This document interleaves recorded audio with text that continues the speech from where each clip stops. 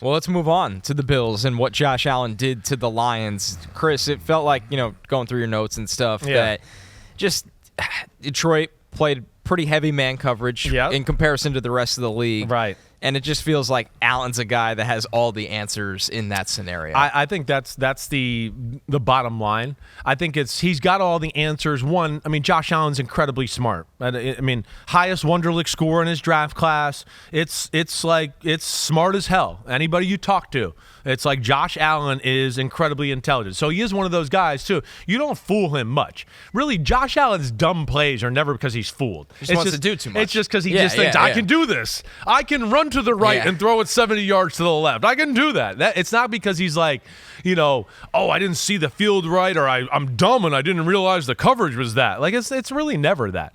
And then you do that with the physical ability and then the way the offense is orchestrated. And once again, I will say, this Bills offense for the first time in Josh Allen's career is good enough all around to where he doesn't need to do it all. Even though it looks like he's doing it all, he's getting help within doing that this time around. It's not, oh my gosh, I'm under pressure, I got to scramble, nobody's open, but I still got to make something happen. Now he can hand the ball off to James Cook, and he can run for 40. He can throw a screen to Khalil Shakir and go, hey, we got 10 yards. Right. Oh, you're blitzing me and playing man-to-man? I got 5 guys that one of them's going to beat one of your guys in man-to-man coverage. I got matchup problems now. Then the offensive line, the way they're blocking, as big and as physical they are, and then they get in those 2 tight end sets that we have talked about, that's a problem for defenses. So they cause problems schematically, physically, and that's usually when you're a good unit, is when you can match those both together, because that's like what we're talking about. Hey, the Eagles, the Lions, the best offenses in football, they can beat you up physically or beat you up schematically, and that's what the Bills are at right now. Yeah, it feels like they're different from previous years. They could play a little heavier when they need to. Exactly. And they never, it's weird. You think Buffalo, bad conditions, big arm quarterback, but they weren't a team that always felt like they could play heavy. And this year it's total 180. They can line up and punch you in the face with Deion Dawkins and Spencer Brown. I think you saw me at one point. I wrote the Bills' two tight end sets are a problem. Whether it's 1 back, 2 tight ends, or 2 backs, 2 tight ends, and 1 receiver, it's a problem. And I think early on in the game, the Lions, I think, thought, hey, we got all these 4 big D linemen out here, right? It's DJ Reader, Liam McNeil, Levi Onwuzurike, and Pascal, right? Where they're basically 4 D tackles playing. I think they went into the game going, we think we can play 2 deep and we can stop the run that way. They learned in a hurry that wasn't going to happen. And they got blown off the ball. And then that's when it started the avalanche. Like, oh no, now we do have to play single safety man-to-man like you just talked about. And these guys can get open, and of course we know he can throw the ball down the football field, and that's where they're getting scary good on that side of the ball. So Detroit plays man on 41% of plays this season. That is the highest rate in the NFL. Yeah. Cleveland's the second closest at 38% for perspective right now. Right. We talked about how Allen can attack that, but on the flip side of it too, with the Bills' offense, we had a question here from Frankie McCrankles. How much is Joe Brady's offense based on Josh Allen versus his schemes? Something that's interesting, Chris, is just how their rate of motion has increased over time here. Mm-hmm. You look at this, 2023, the first half of the year, they were 22nd. 2023, weeks 11 to 18, now we're starting to have the Joe Brady takeover here, 9th. And then this year, they are 6th in motion percentage. Right. So when you're playing against the Bills and you have to deal with pre-snap motion, how difficult is that with a quarterback of Allen's talent? And like you said, how diversified their target share is. Like, they throw the ball to literally everybody in the offense. Right. And then you tie those motions together with how they run the ball, and they can do some of that like Baltimore Ravens, Lamar Jackson with 3 stuff. running backs. Right. They can go, hey, left guard and left tackle, pull to the right. The back in the shotgun, he's to my left. Let me give him the ball, and then he runs. And we had a motion speed sweep the other way. Right. Or a guy that came to me and then went back the other way he came from. Oh, wait, and this time I'm going to fake that, and I'm going to keep it out the backside, right? So they are tying plays together in a way that I have never seen it done in Buffalo, and that give a lot of credit to Joe Brady. And I think you saw, like in my notes I wrote, the Bills, the motions, the movements, the way it's all tied together is really impressive. All the movements and motions gave the Lions man-to-man stuff issues. They want to play man-to-man more than anybody in football, like you talked about. They were worried, oh gosh, now we got to play the man-to-man, and we got to worry about like stopping the run. And now they're motioning people, and we got to worry about Allen running and James Cook running one way. And oh no, they every now and then flip it to Khalil Shakir, and he runs the speed sweep one way. And then they do all that and fake a play action pass, and then he drops back, and he's like, oh no, Keon Coleman's 50 yards downfield. So that's where they're becoming a handful. The scheme is good, the pre-snap motion is good, and the players on the field are a pain in the ass to go along with it, and they're playing with confidence, and that to me is one of the best things they do. But yeah, the Lions they want to play all this man-to-man. They need to reevaluate how to play it when you're playing a team that's got a creative offensive coordinator and a quarterback that goes, oh, wait, I know what they're in. Let me check to this, or let me give the guys a signal that's going to screw over man-to-man here and make that happen. And that's, I think, something the Lions are going to have to delve into here going forward, especially with all the injuries they got. Not to mention, when your backs are turned in man coverage against a mobile quarterback, you're already halfway screwed. Trouble. You're in big trouble. If he finds a lane or a hole, it's and that's over. a few of his runs happen in the game. It was man-to-man. He saw a lane. And he said, wait. The backer's kind of looking at the back. He's not even looking at me. I'm taking off, and all of a sudden, before you realize he's down the field, he's already 12 yards down the field, first down. But I do have a play I want to show. Yeah. Right? There's a play, and this is what I mean by the man-to-man. It's a fourth down play. Right, too. Fourth down play. And we know they're aggressive, and they're going to play man-to-man. And the problem with the Bills is you want to play man-to-man, but to your point, you also have to worry about the quarterback design run, even when it's empty and it's 4th and 2. But here you go. And this happened a little bit throughout the game. It's man-to-man. Okay, and I'm all for man-to-man in these scenarios. But when you play man-to-man like you see at the top of the screen here, where it's 3 receivers and there's 3 DBs, and all 3 DBs are in press right at the line of scrimmage, right? You have to be worried about a guy like Josh Allen and Joe Brady that they're going to have a play that's going to scrum it up there and somebody's going to get picked, right? So you have to change the way you play it against certain teams like this. And here where we have, I believe this is Ty Johnson, I think, that catches the ball, right? And he's got Brian Branch on him, I think. But either way, defender, nonetheless, you have to either do this. You either have to have that guy that's on Ty Johnson play off. Right. Play off. You have a middle linebacker there. You play off, and you go, hey, if he runs over the middle, my middle linebacker is going to be there. And so we can't stop everything. But when you play off and they try to run the pick play that we're about to show, at least you can get over the top to be there and discourage Allen from wanting to throw that football. Or the guy on the very outside at the top of the screen, he needs to play off, and you have to say, hey, guy in the middle, you got your guy no matter what. Guy on top and guy on bottom, let's play a combo. You get the first guy that goes inside. I got the first guy that goes pass him off, right? They try to play it straight up, and let's go to the next picture, Pete. As we'll see here, you're going to see, and Ezekiel Turner is the defender. Thank you, Pete, for getting me straight there because I totally forgotten. But here you go. And this is a total legal pick play. This pick is happening at the line of scrimmage, or certainly no farther than a yard down the field, which is totally legal. But impossible for the defender to carry or cover Ty Johnson here, and this was a big play. And they had a bunch of man beaters throughout the game. That was my point of this, and that's why I wanted to show it. And that's where the Lions are going to have to reevaluate when they play a Jordan Love or even a Sam Darnold here down the stretch. They don't have to play Jordan Love again, but Sam Darnold certainly. They got to be careful here because you can see how wide open it was for the 4th and 2 conversion. And the problem with a play like that is, Chris, is if you're in man and they see that and say they even pass him off and the pick doesn't work, Josh Allen could just run because they cleared everybody out. I know. So it's like you're damned if you do, damned if you don't. Definitely. In that situation. With the way their offense is right now, the days of just we're going to stop Josh Allen are over. Right. And the problem is you got to worry about all this other stuff, and then Josh Allen still can take over. Right. And that's what you saw in this game.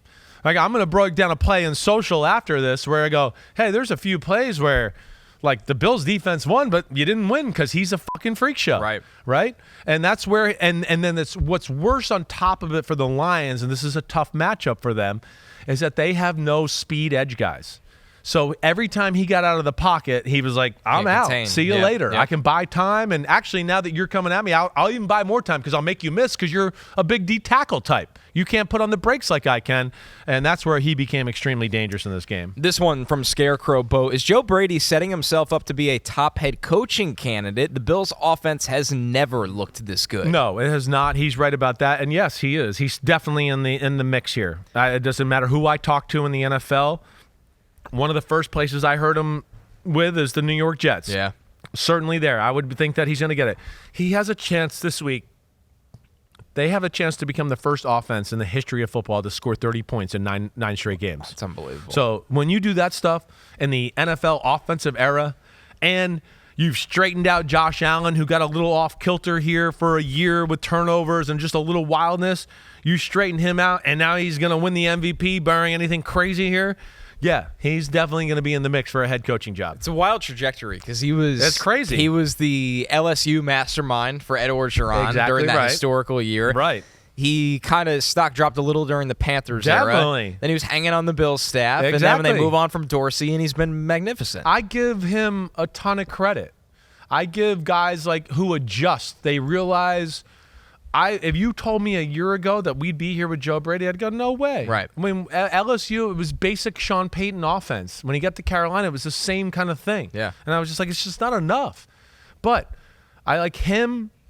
Dan Quinn, I'll give him credit. He took that year off when he went from Atlanta to Dallas and all that. And where I go, hey, I give a lot of credit to a guy that goes, wait, I taught this way. I was really good at this for a long time. I've made millions of dollars running this scheme, doing it this way. I need to adjust.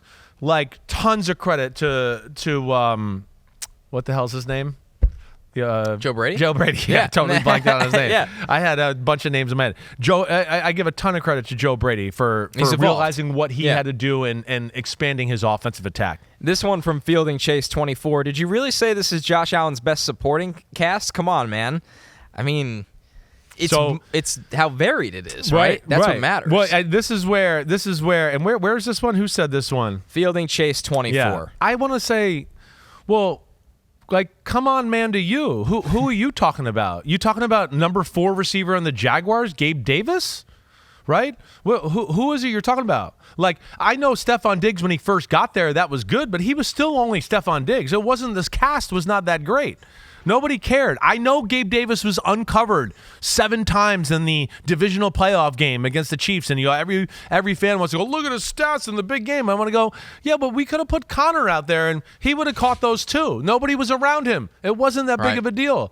So that's what I'm trying to say. And yeah, when you look at the supporting cast, yes, they've never had a Keon Coleman, a Khalil Shakir, an Amari Cooper, a Mac Hollins who can beat people and go deep. Yeah. The 2 tight ends they have and the 3 running backs that you just said are all good runners and pass catchers. No, and it's a top 5 offensive line in football. So, at Fielding Chase 24, right back at you. Come on, man. Come on. And I think this next one from JT Veranos is the key point. We know Josh Allen is elite, but the offensive line is not given the recognition it deserves. You saw that has to be in the conversation for supporting cast. Definitely. It's a top 5 O-line in football.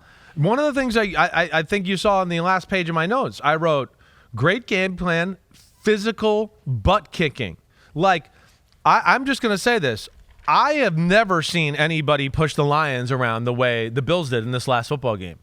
Pass protection, run game, whatever it was. The Lions, and you've heard Dan Campbell twice this week talk about it because he knows. He's like, we haven't had that.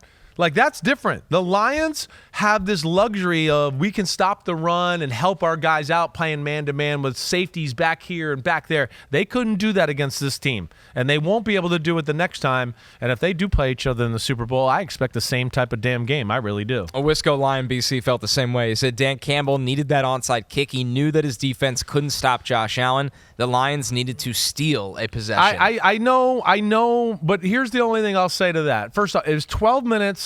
There's 3 timeouts, and you had just stopped them. They had just stopped them, and they had to kick a long field goal, right? They kicked a long field goal to go up 38-28.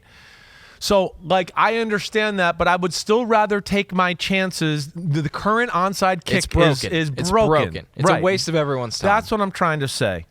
And so the numbers that I still would rather take my chances of kick the ball down the field and hopefully we can stop or make something happen, or even they kick another field goal. So what? We're still down 2 scores, and we've shown that we can go down fast and score. I just did not agree with that call. Last week when we did this show, you and I were dissecting the loss of the Rams. Right. And you said the defense should be more aggressive. And, thank you. Take a chance rather than the we didn't slow get to that side. slow death. Yes. Did you see any schematic change against the Lions? Definitely. Early on, they caught the Lions by surprise. That's why the Lions punted the first 2 times they got the ball, because the Bills came out and played a style like quarter 1, like 9:50 left on on the first drive. They brought a double corner blitz, not just 1, right?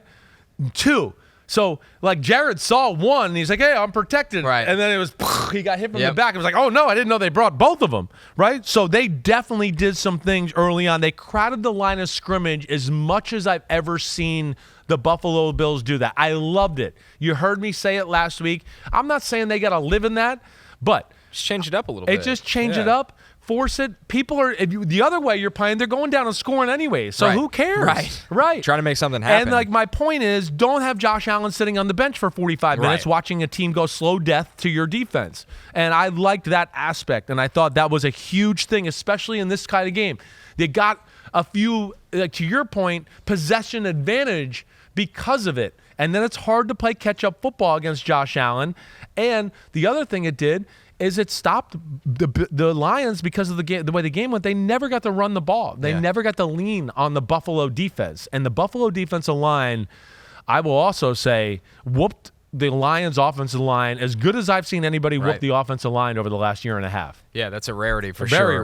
Very rarity. Army Bills fan said, when / if does the conversation happen about McDermott as coach of the year? Yeah. Everyone, including yourself, didn't believe the Bills would win the division, much less make the playoffs. He has led this team to 11-3 and in contention for the 1 seed in the AFC. Give the man some credit. What I will say to this, they were favored by the sports books to win the division. Yeah. And I understand there's a lot of talk about the Jets. There was talk about the Dolphins. I get that. But I had my concerns. I mean, a lot of people did.